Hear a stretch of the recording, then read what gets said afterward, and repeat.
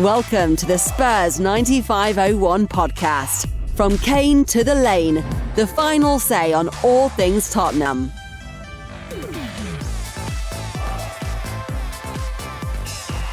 Everybody to Spurs 9501 after the England-Scotland game. I'm Kam from Florida, sunny Florida. And Steve in very, very rainy London. We're a bit surprised and shell-shocked after that performance because that, I have to say, was totally unexpected. But just to say, the stats show England had most of the possession at 60%, 9 shots but Scotland had 11. Scotland had 2 on target. We only had 1 on target. 6 corners for England, 5 was for Scotland, and 13 fouls by England and 14 by Scotland. So you would say that's, apart from the stats, pretty even game. Steve, I don't even want to talk about first half, second half, because most of it was so glum and awful. What's your initial take? Well, I mean, I think the first 10 minutes looked fairly positive.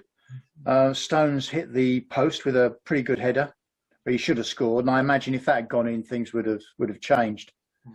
But it almost reminded me towards the end of 2 teams who decided that a draw was okay for either of them, both of them. I can remember West Germany and East Germany eking out a draw sometime in the pre-Berlin Wall collapse, so that both teams could go through. I had a little feeling of that. But I just thought England were astonishingly disappointing. I think you said when we were talking earlier, Kamal, that England got some very good, very talented players, and they were turned into passing back mediocrities. And the one player who could have perhaps changed anything, he got brought on about half an hour to go, which I got a sense Southgate was reluctant to bring him on. He's only done that because of pressure. And then he decides, I know, the best is on the wing, out there. We certainly don't want you in the centre of midfield driving forward and pushing the Scots back and creating spaces and chances. You go out on the wing and hardly get any of the ball. And then we bring Rashford on, who probably should have gone on the wing, and we play him at centre forward where Kane was, and I think he headed the ball once. I don't know if he touched the ball after that. No. It was just, I was just really depressed by it, really. Yeah. I didn't think we played that well against Croatia, to be honest, and we scraped to 1-0. I thought, oh, well, the first game, you're coming into it. Now we'll start to open up. And I've watched, I think, again, Kamal, I said this before, and then I'll let you have get a word in edgeways, is Italy are looking really, really good. They run every second of the game. They don't run the ball down. They don't drag it to the corner and try and eke out the game. They are looking at the real deal. Okay, they've only played 2 games, but if we come up against a team like that, we're dead meat, frankly. Well, I would, like I said to you earlier, Steve, one of the things that struck me about this game and the 2 performances we've seen so far was that Southgate's taken a team of very young, talented players who, when they are in the Premier League sides, whether it's City, Villa, and Chelsea, and for us, only 1 player from Spurs, seem to be a lot more dynamic and do a lot more stuff. And he seems to have removed all of that from them and taken a talented squad and see how we could turn them into a complete pile of crap. That's what it seemed to me. I can't see how those same players, like whether it's Foden or Mount or whoever they played, could justify playing like that for England. And a good example of that is in the first game, everyone was talking about Calvin Phillips, what a great player, what a great performance he did. So it seems like Southgate took him aside and said, "How dare you play so well? Whatever you do, I mean, you going forward like that." Yeah. I don't think I saw him get past the halfway line very much. I mean, what is that all about? Well, I mean, you're right. It's they look to me as if they were playing frozen with fear. So desperate not to give away a possession by making a forward pass. It was as if, and this must be down to Southgate, because those players can't become negative players who seem unable to connect properly with the football, always playing it behind the player. I'm afraid they remind me a bit of Spurs. It's terrible. All those sort of basic skills, that momentum. We did everything slowly, whether it was a corner, a throw in. We had 3 minutes to go, and we're sort of like, I don't know, you thought you'd rush to see if you could get one more chance. Absolutely. Yeah. We had that. I mean, the pace of the game in the last, after the first 5 minutes of the second half, and so same with the first, just seemed to have dropped right off as if they were all absolutely tired and wanted to go home. On that performance, though, how would you rate our chances against the Czech Republic? I don't know if you saw the game earlier today. I didn't see that game earlier today, but they're a competent team. The Czech Republic. They're good. I think they're good. Yeah, they're a good team. They're a good team. I think if we get a draw, that would be good enough. But I think that's the likely result, is another draw, I would think. Okay. But we'll have to see. We'll have to see. But they beat Scotland quite easily, I believe. They drew with Croatia. They had the chances to win that game too. I think they had the better chances than Croatia. Croatia really had to dig deep to get that goal and come back into the game, because basically they would have been out if they'd lost. Right now, I mean, the way that the Czech Republic are playing, I can't see if England perform like this today. I can't see them getting anything out of this game. Could be we go through on 4 points, but what happens next when you meet France? Well, we can't play like this. If we do, we just lose 3-0 as a damp squib. I'd prefer us to give it a go. Mm-hmm. And why on earth isn't Grealish in the centre of midfield? Put him in the centre of midfield and play him up front. And what did we do? The two players we've got who can really pass the ball, Grealish and Kane, and they're not on the pitch at the same time. I thought when Grealish comes on, there can start to be some link play on the edge of the box. You may be able to get a clever little chance for Kane to get a shot away, something like that. And he takes him off and puts Grealish on the wing. I find it unbelievable. I'd have brought on Calvert-Lewin. At least he was a good target man and he can head the ball. Mm-hmm. But, of course, we get free kick after free kick, and the most likely pass is back to Pickford, regardless almost of where it is. Clearly, Southgate will be watching Tottenham this season, and taking lessons from Mourinho of how not to play football. But that was pretty much, as Ray would say, very much an anti-football game.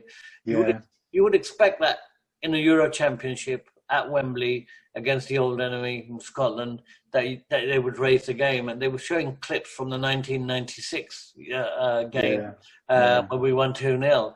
There was a bit of passion. It was Gascoigne there. You remember? You probably remember it like it was yesterday, Steve. Absolutely. Did you see any of that passion? any of that? Did it hit you like anything? No, nothing.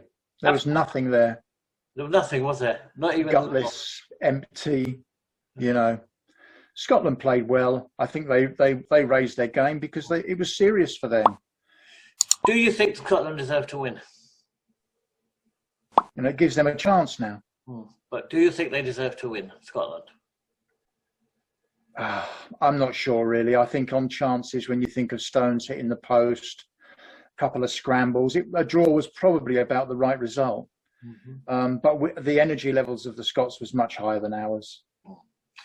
Final part I wanted to ask you about the game, and before we go on to one or two of the quick things, was Kane's performance. 100 million to 150 million. At the moment as he plays for England, I think we'll start losing 1 million per minute. Would you agree? Not entirely, because I think class is permanent, form is temporary, and he's not getting any service whatsoever. I think they gave a stat about I think the last Scotland game. Robertson made 15 crosses. 15 crosses. Now England don't do any crosses. We were always recycling the ball, keeping possession in areas where you don't hurt anybody. I think if we had 15 crosses going into the box with Kane in the box, he's going to get on the end of one of those. They don't play the way I think to his strengths. Yeah. Okay. Especially when you've got a mass defence or crowding him out. You go wide. You go wide and get a cross in from the byline. That's what you do. But no one does that anymore. That's old-fashioned football, that is, apparently. If Pickford's on, pass it back to him. That's new football now. Well, I'm going to come back to you. I'm going to push you on this. Do you think these last two games have devalued Kane? And now, as a Spurs fan, would you think it's probably time to sell him and get them as much whatever we can out of it? Well, it depends. There's going to be a tipping point, isn't there? That we'll be able to keep him if no one's going to come in for him at this rate. Because you expect your star striker and a world-class striker to be able to make something out of nothing, and he's not been able to do that in either of those two games so far. But there is something there. I mean, Schick from Czech Republic, Immobile, and I think a couple of others have already got 3 goals in 2 games. Lukaku, Kane's got a big fat 0. Can you? I mean, I don't think he's even ready. But look how you know that. But we've seen how the Czech Republic play. We've seen how Belgium play as well. Yes. They're going to make chances. Mm-hmm. That was a shower, wasn't it? We're not going to make chances. We made 3 chances in the first 10 minutes, maybe. Well, I predicted that England would win the group and maybe would be good for a semi-final place. I'm not so sure now. What's your prediction for this tournament? I still think they could probably win the group because I think they could still beat the Czech Republic. Not on that. Well, I think they can't play that badly again, surely. And you know, I think it was the 1990 World Cup when England were under Bobby Robson, and the players got together and said, "We're now going to play the way we want to play." And I feel like that they've got to do that and say, I don't think they will, because there's not enough big enough characters or of an age demographic which will do that. But they need to take some responsibility, the players. If I'd have been Grealish in that, I'd say, bugger this, I'm going to play in the middle. And he did drift in. He did try to make things happen. But are we not going to get to the semi-finals? I think we get to the next stage and quarterfinals at most. Okay. It's such a shame because this was a young crop of players that could... I would put the blame personally at Southgate's door. So it comes to my second point is how would you feel if at the end of this tournament, Levy appointed Southgate as manager of Tottenham Hotspur? I'd say come back Mourinho at the moment. So, well, I would be...